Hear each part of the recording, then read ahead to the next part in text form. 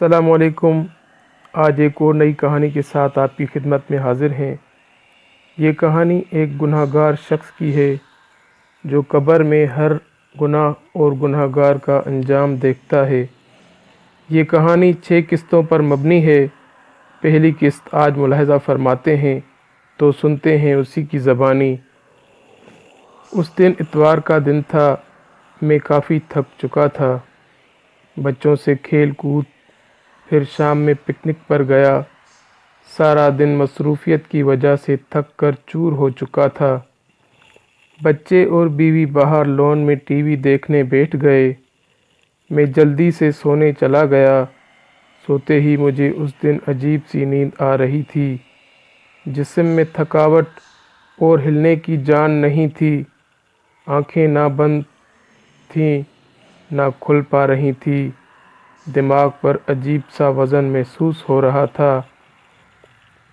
آنکھوں کے سامنے کالی دھند چھانے لگی تھی۔ کانوں میں عجیب سا شور ہو رہا تھا۔ پاؤں درد کرنے لگے تھے جیسے خون باہر نکلنے کی کوشش کر رہا ہو۔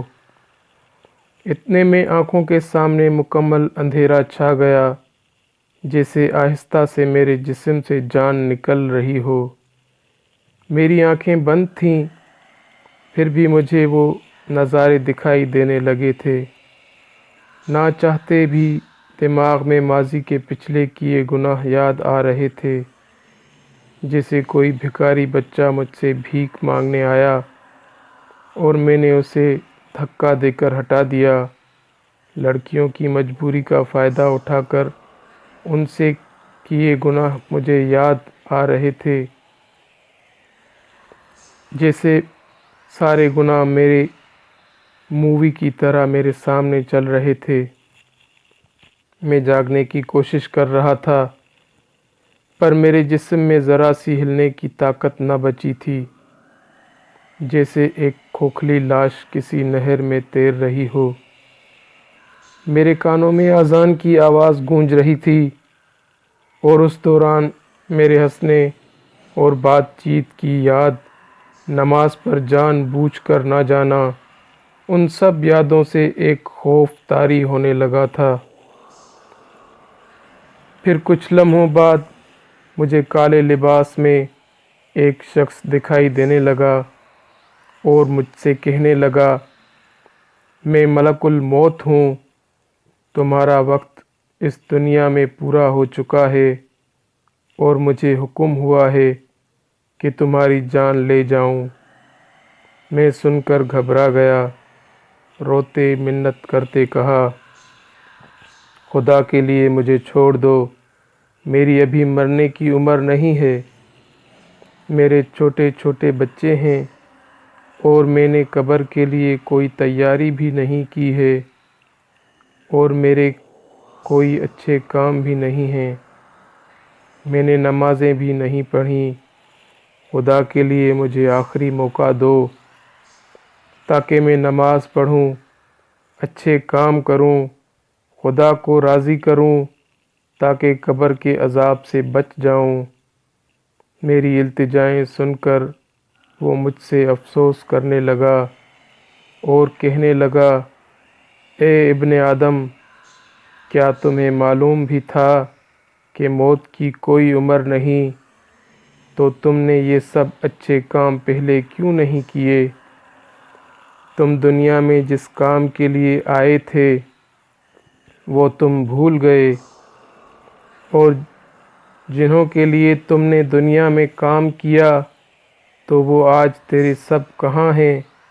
افسوس، تم نے ساری زندگی بڑے بڑے واسطے بنانے میں لگا دیے، مگر آج تمہیں موت سے نہیں بچا سکتے، کیونکہ خدا کی طرف سے تمہاری جان لینے کا حکم ہوا ہے، جسے کوئی بھی ٹال نہیں سکتا۔ اب تمہاری جیسے اعمال ویسا ہی برتاؤ ہوگا۔ وہ میری روح قبض کر چکا تھا اور اب میں اسی بیڈ پر لاش کی طرح سویا ہوا تھا۔ میرے چاروں طرف میری بیوی، بچے اور خاندان والے موجود تھے۔ سب میرے لیے رو رہے تھے۔ کچھ فون پر ادھر ادھر میرے مرنے کی اطلاع دینے لگے۔ عورتیں دھاریں مار کر میری لاش پر رو رہی تھیں، جن کی آواز سے میری روح کو تکلیف پہنچ رہی تھی۔ میں سب کچھ دیکھ اور سن پا رہا تھا، پر بول نہیں سکتا تھا۔ میری نظریں وسیع ہو چکی تھیں، مجھے سب کچھ آسانی سے دکھائی دے رہا تھا۔ گھر میں مہمانوں کا آنا جانا بڑھنے لگا۔ کچھ میری تعریف کر رہے تھے کہ مرحوم اچھا تھا، تو وہاں کچھ برائی بھی کر رہے تھے، اور برائی کرنے والوں کی وجہ سے میری روح کو تکلیف پہنچ رہی تھی۔ تھوڑی دیر میں مسجد میں میرے نام کا اعلان ہونے لگا۔ اعلان سن کر میں حیران ہو رہا تھا کہ دنیا میں جب زندہ تھا تو میرا نام لینے سے پہلے میرا عہدہ، میرا مرتبہ، میری تعریفیں بیان ہوتی تھیں، اور آج صرف اتنا کہا گیا کہ احمد خان ولد اعتزاز خان اس فانی جہان سے ہمیشہ کے لیے انتقال کر چکے ہیں۔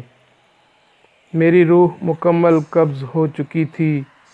اتنے میں دوسرا فرشتہ میرے پاس آیا اور کہنے لگا، اے ابن آدم، تم نے جو مال جمع کیا تھا وہ کہاں ہے؟ تم جو ساری زندگی دولت کمانے اور جمع کرنے کے چکر میں خدا سے غافل رہے، تو بتاؤ اب وہ دولت تیرے کس کام کی ہے؟ کیا وہ تمہاری جمع کی ہوئی دولت تمہیں خدا کے عذاب سے بچا سکتی ہے؟ ہرگز نہیں۔ تمہیں جب معلوم تھا کہ قبر میں صرف اچھے اعمال کام آئیں گے، تو پھر تم خدا کی عبادت اور اس کے حکموں سے غافل کیوں رہے؟ کیوں دنیا کے چکر میں جان بوجھ کر بغیر کسی مجبوری کے نمازیں چھوڑیں؟ اب تیار ہو جاؤ اپنے اچھے برے انجام کے لیے۔ اس کے کسی بھی سوال کا میرے پاس جواب نہیں تھا۔ میں اس کے سوالوں سے شرمندہ ہو رہا تھا، اور میرے اوپر ڈر حاوی ہونے لگا تھا کہ نہ جانے دفن ہونے کے بعد قبر میں مجھ سے کیا ہوگا۔ پھر مجھے جلد ہی سے غسل دینے کے لیے جایا گیا۔ غسل دینے والا میرے جسم کو چھو رہا تھا تو مجھے بڑی تکلیف ہو رہی تھی، کیونکہ اس کی زبان پر کوئی قرآنی آیت، درود پاک اور کلمہ وغیرہ نہیں تھا۔ میرے اوپر کھڑے سب اپنی باتوں میں مگن تھے۔ کوئی میری موت سے خوف نہیں کھا رہا تھا کہ انہیں بھی مرنا ہے۔ کسی کی زبان پر کوئی نیک کلمہ نہیں تھا جس سے میری روح کو سکون پہنچے۔ میری روح وہاں گنہگار روحوں میں شمار تھی، جیسے لوگوں کی دعائیں ہی سکون پہنچا سکتی تھیں۔ تھوڑی ہی دیر میں مجھے غسل بھی دیا گیا، پھر مجھے چارپائی پر سلایا گیا۔ اب میرے چاروں طرف میرے گھر والے، بیوی بچے، بھائی بہنیں، رشتہ دار، دوست احباب سب میری لاش پر رو رہے تھے۔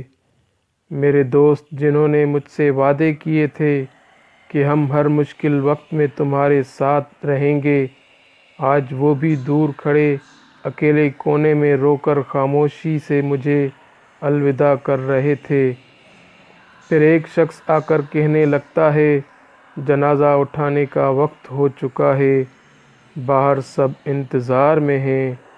سنتے ہی میرے گھر والے پھر سے میری چارپائی کو چپک گئے اور زوروں سے رونے لگ گئے۔ میں ان کے رونے سے پریشان ہو رہا تھا۔ مجھے سمجھ نہیں آ رہا تھا یہ سب میرے لیے اتنا کیوں رو رہے ہیں۔ کیا میں نے ان کو کوئی دکھ دیا ہے؟ ان سب کو ہٹا کر میرے جنازے کو اٹھایا گیا۔ میں پریشان ہو رہا تھا، یہ سب مل کر مجھے کہاں لے جا رہے ہیں؟ میں ایک چارپائی پر تھا اور میرے آس پاس بڑی تعداد میں لوگ تھے۔ میرا جنازہ سفر میں ہی تھا کہ اتنے میں تیسرا فرشتہ میرے پاس آیا اور کہنے لگتا ہے، اے ابن آدم، تم ایک لمبے سفر کی طرف رواں دواں ہو۔ جو تو یہ سفر پہلی بار کر رہا ہے، سفر کے اختتام پر تمہیں ایک چھوٹے اور تنہا مکان میں رکھا جائے گا۔